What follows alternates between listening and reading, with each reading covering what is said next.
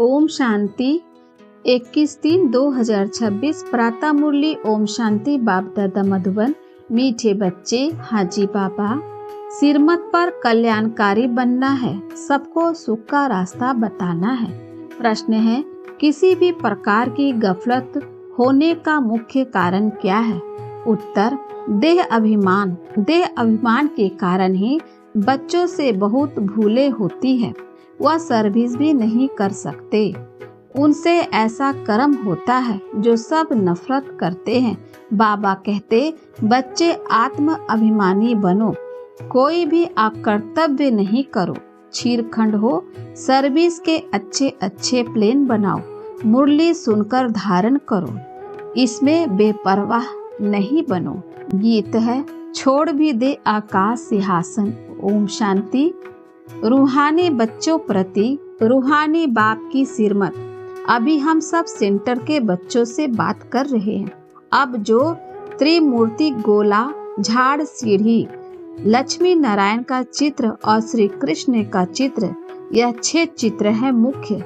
यह जैसे पूरी प्रदर्शनी है, इनमें सब सार आ जाता है। जैसे नाटक के पर्दे बनाए जाते हैं एडवर्टाइज के लिए, वह कभी बरसात आदि में खराब नहीं होते हैं। ऐसे यह मुख्य चित्र बनाने चाहिए। बच्चों को सिरमत मिलती है रूहानी सर्विस बढ़ाने लिए, भारतवासियों मनुष्यों का कल्याण करने के लिए। गाते भी है, कल्याणकारी बेहद का बाप है, तो जरूर कोई अकल्याणकारी भी होगा, जिस कारण बाप को आकर फिर कल्याण करना पड़ता है। रूहानी बच्चे जिनका कल्याण हो रहा है, वह इन बातों को समझ सकते हैं। जैसे हमारा कल्याण हुआ है तो हम फिर औरों का भी कल्याण करें। जैसे बाप को भी चिंतन चलता है कि कैसे कल्याण करें, युक्तियाँ बता रहे हैं। 6x9 साइज के सीट पर यह चित्र बनाने चाहिए। दिल्ली जैसे शहरों में अक्सर करके बहुत मनुष्य आते हैं, जहां गवर्नमेंट की असेंबली आदि होती है। सेक्रेटेरिएट तरफ बहुत लोग जाते हैं, वहां यह चित्र रखना चाहिए। बहुतों का कल्याण करने अर्थ बाप मत देते हैं। ऐसे टीन पर बहुत चित्र बन सकते हैं। देही अभिमानी बन बाप की सर्विस में लगना है। बाप राय देते हैं, यह चित्र हिंदी और अंग्रेजी में बनाने चाहिए। यह 6 चित्र मुख्य जगह पर लग जाए। अगर ऐसे मुख्य स्थान पर लग जाए तो तुम्हारे पास सैकड़ों समझने के लिए आएंगे, परंतु बच्चों में देह अभिमान होने के कारण बहुत भूलें होती है। ऐसे कोई मत समझे कि मैं पक्का देही अभिमानी हूँ। गलतियाँ तो बहुत होती है, सच नहीं बतलाते हैं। समझाया जाता है, ऐसा कोई कर्तव्य नहीं करो जो कोई खराब नफरत लाए कि इनमें देह अभिमान है। तुम सदैव युद्ध के मैदान में हो और जगह तो 10-20 वर्ष तक युद्ध चलती है। तुम्हारी माया से अंत तक युद्ध चलती है, परंतु है गुप्त, जिसको कोई जान नहीं सकते। गीता में जो महाभारत लड़ाई है वह जिस्मानी दिखाई है, परंतु है यह रूहानी। रूहानी युद्ध है पांडवों की, वह जिस्मानी युद्ध है जो परमपिता परमात्मा से विपरीत बुद्धि है। तुम ब्राह्मण कुलभूषणों की है प्रीत बुद्धि। तुमने और संग तोड़ एक बाप के संग जोड़ी है। बहुत बार देह अभिमान आने के कारण भूल जाते हैं, फिर अपना ही पद भ्रष्ट कर लेते हैं। फिर अंत में बहुत पछताना पड़ेगा, कुछ कर नहीं सकेंगे। यह कल्प कल्प की बाजी है। इस समय कोई अकर्तव्य कार्य करते हैं तो कल्प कल्पांतर के लिए पद भ्रष्ट हो जाता है, बड़ा घाटा पड़ जाता है। बाप कहते हैं, आगे तुम 100% घाटे में थे, अब बाप 100% फायदे में ले जाते हैं। तो सिरमत पर चलना है। हर एक बच्चों को कल्याणकारी बनना है। सबको सुख का रास्ता बताना है। सुख है ही स्वर्ग में, नरक में है दुख। क्यों? यह है विशेष दुनिया, वह वाइसलेस थी, अब विशेष दुनिया बनी है, फिर बाप वाइसलेस बनाते हैं। इन बातों को दुनिया में कोई नहीं जानते हैं। तो मुख्य यह चित्र परमानेंट स्थायी स्थानों पर लगने चाहिए। पहला नंबर दिल्ली मुख्य, सेकंड बॉम्बे और कलकत्ता। कोई को ऑर्डर देने से सीट पर बना सकते हैं। आगरा में भी घूमने के लिए बहुत जाते हैं। बच्चे सर्विस तो बहुत अच्छी कर रहे हैं और भी कुछ कर्तव्य करके दिखाए। यह चित्र बनाने में कोई तकलीफ नहीं है, सिर्फ एक्सपीरियंस अनुभव चाहिए। अच्छे बड़े चित्र हो जो कोई दूर से भी पढ़ सके। गोला भी बड़ा बन सकता है, सेफ्टी से रखना पड़े, जो कोई खराब ना करे। यज्ञ में असुरों के विधन पढ़ते हैं, क्योंकि यह नई बातें यह दुकान निकाल बैठे हैं। आखिर में सब समझ जाएंगे कि हम उतरते आए हैं, जरूर कुछ खामी है। बाप है ही कल्याणकारी, वही बता सकते हैं कि भारत का कल्याण कैसे और कब हुआ है। भारत को तमो प्रधान कौन बनाते हैं, फिर सतो प्रधान कौन बनाते हैं। यह चक्र कैसे फिरता है कोई नहीं जानते हैं। संगम युग को भी नहीं जानते हैं। समझते हैं भगवान युगो युगो आता है। अभी कहते हैं भगवान तो नाम रूप से न्यारा है। भारत प्राचीन स्वर्ग था, यह भी कहते हैं। क्राइस्ट से 3000 वर्ष पहले देवताओं का राज्य था, फिर कल्प की आयु लंबी दे दी है। तो बच्चों को देही अभिमानी बनने की बड़ी मेहनत करनी है। आधा कल्प सतयुग और त्रेता में तुम आत्मा अभिमानी थे, परंतु परमात्मा अभिमानी नहीं थे।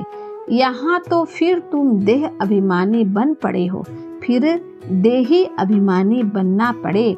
यात्रा अक्षर भी है, परंतु अर्थ नहीं समझते हैं। मन मना भवा का अर्थ है रूहानी यात्रा पर रहे।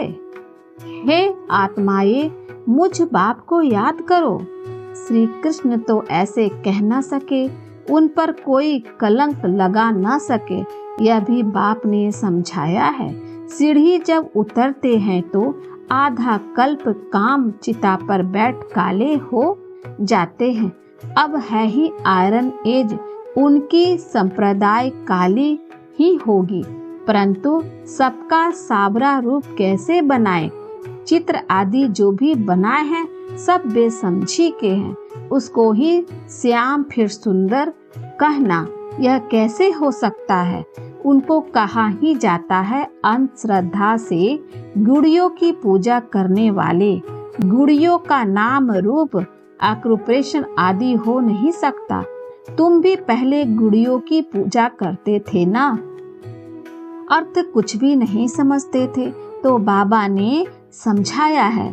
प्रदर्शनी के चित्र मुख्य बन जाए, कमेटी बने जो प्रदर्शनी पिछाड़ी प्रदर्शनी करते रहे।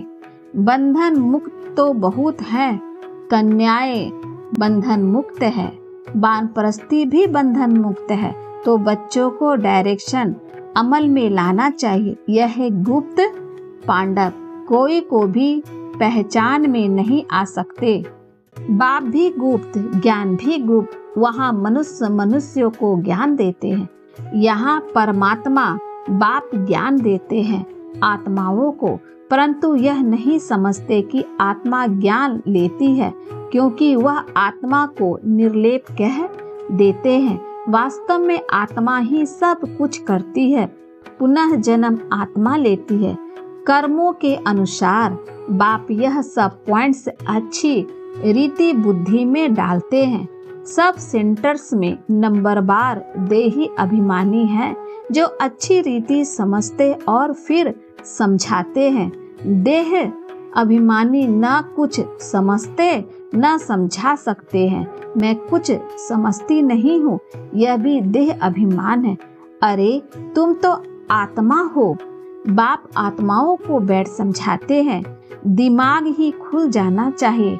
तकदीर में नहीं है तो खुलता ही नहीं। तो बाप तत्वीर कराते हैं, परंतु तकदीर में नहीं है तो पुरुषार्थ भी नहीं करते हैं। है बहुत सहज, अल्फ और बे समझना है। बेहद के बाप से वर्षा मिलता है। तुम भारतवासी सब गॉड गॉडेस थे, प्रजा भी ऐसी थी। इस समय पतित बन पड़े हैं। कितना समझाया जाता है, अपने को आत्मा समझ बाप को याद करो। बाप कहते हैं, बच्चे हमने तुमको गॉड गॉडेज बनाया, तुम अब क्या बन गए हो। यह है कुंभी पार्क नरक। विषय वेतरनी नदी में मनुष्य, जानवर, पंछी आदि सब एक समान दिखाते हैं। यहाँ तो मनुष्य और ही खराब हो पड़े हैं। मनुष्यों में क्रोध भी कितना है, लाखों को मार देते हैं। भारत जो वैश्यालय बना है, फिर इनको शिवालय शिव बाबा ही बनाते हैं। बाप कितना अच्छी रीति समझाते हैं, डायरेक्शन देते हैं, ऐसे ऐसे करो, चित्र बनाओ, फिर जो बड़े बड़े मनुष्य हैं उन्हों को समझाओ। यह प्राचीन योग, प्राचीन नॉलेज सबको सुनानी चाहिए। हॉल लेकर प्रदर्शनी लगानी है। उन्हों को तो पैसे आदि कुछ नहीं लेने चाहिए, फिर भी जो ठीक समझो तो किराया लो। चित्र तो आप देखो, चित्र देखेंगे तो फिर झट पैसे वापिस कर देंगे। सिर्फ युक्ति से समझाना चाहिए। अथॉरिटी तो हाथ में रहती है ना, चाहे तो सब कुछ कर सकते हैं, वह थोड़े ही समझते हैं। विनाश काले विपरीत बुद्धि तो विनाश को प्राप्त हो गए। पांडवों ने तो भविष्य में पद पाया, सो भी राज्य पीछे भविष्य में होगा, अभी थोड़े ही होगा। यह मकान आदि सब टूट जाएंगे। अब बाप ने समझाया है, प्रदर्शनी भी करनी चाहिए खूब अच्छी तरह से। कार्ड पर निमंत्रण देना है। तुम पहले बड़ों को समझाओ तो मदद भी करेंगे, बाकी सोए नहीं रहना है। कई बच्चे देह अभिमान में सोए रहते हैं। कमेटी बनाए, क्षीर सागर हो, प्लेन बनाना चाहिए। खीर खंड हो, प्लेन बनाना चाहिए। बाकी मुरली नहीं पढ़ेंगे तो धारणा कैसे होगी। ऐसे बहुत लॉगरेज बेपरवाह हैं।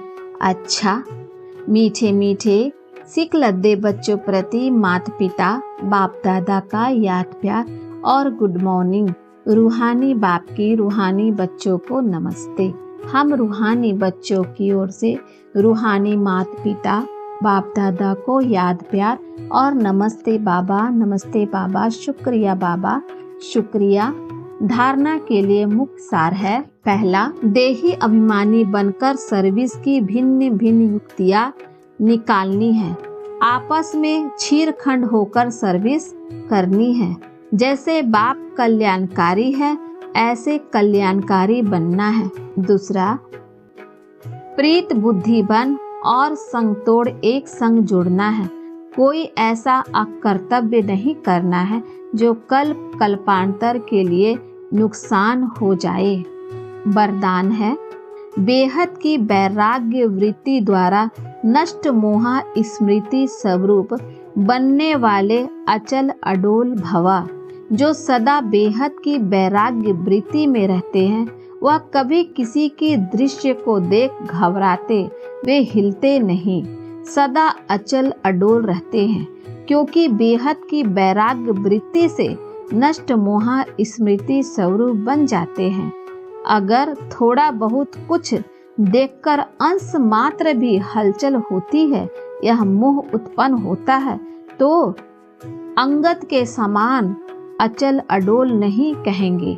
बेहद की वैराग्य वृत्ति में गंभीरता के साथ रमणीकता भी समाई हुई है। स्लोगन है, राज्य अधिकारी के साथ साथ बेहद के बैरागी बनकर रहना, यही राज ऋषि की निशानी है। मातेश्वरी जी के अनमोल महावाक्य, आत्मा कभी परमात्मा का अंश नहीं हो सकती है। बहुत मनुष्य ऐसे समझते हैं हम आत्माएं परमात्मा की अंश है। अब अंश तो कहते हैं टुकड़ों को। एक तरफ कहते हैं परमात्मा अनादि और अविनाशी है, तो ऐसे अविनाशी परमात्मा को टुकड़ों में कैसे लाते हैं? अब परमात्मा कट कैसे हो सकता है? आत्मा ही अजर अमर है, तो अवश्य आत्मा को पैदा करने वाला अमर ठहरा। ऐसे अमर परमात्मा को टुकड़ों में ले आना गोया परमात्मा को भी विनाशी कह दिया। लेकिन हम तो जानते हैं कि हम आत्मा परमात्मा की संतान हैं, तो हम उसके वंशज ठहरे, अर्थात बच्चे ठहरे। वे फिर अंश कैसे हो सकते हैं?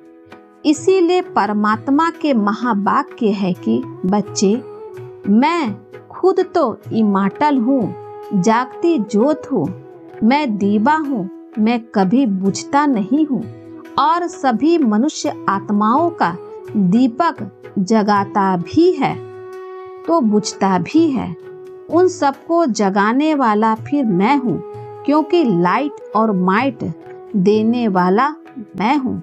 बाकी इतना जरूर है, मुझ परमात्मा की लाइट और आत्मा की लाइट दोनों में फर्क अवश्य है।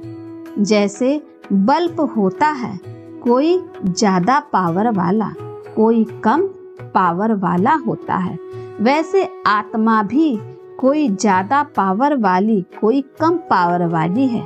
बाकी परमात्मा की पावर कोई से कम ज्यादा नहीं होती है। तभी तो परमात्मा के लिए कहते हैं परमात्मा सर्वशक्तिवान, अर्थात सर्व आत्माओं से उसमें शक्ति ज्यादा है। वही सृष्टि के अंत में आता है। अगर कोई समझे परमात्मा सृष्टि के बीच में आता है, अर्थात युगों युगों आता है, तो मानो परमात्मा बीच में आ गया, तो फिर परमात्मा सर्व से श्रेष्ठ कैसे हुआ? अगर कोई कहे परमात्मा युगों युगों आता है, तो क्या ऐसा समझे कि परमात्मा घड़ी घड़ी अपनी शक्ति चलाता है? ऐसे सर्वशक्तिमान की शक्ति इतने तक है। अगर बीच में ही अपनी शक्ति से सबको शक्ति अथवा सद्गति दे देवे, तो फिर उनकी शक्ति कायम होनी चाहिए। फिर दुर्गति को क्यों प्राप्त करते हैं? तो इससे साबित सिद्ध है कि परमात्मा युगों युगों नहीं आता है, अर्थात बीच बीच में नहीं आता है। वे आता है कल्प के अंत समय और एक ही बार अपनी शक्ति से सर्व की सद्गति करता है।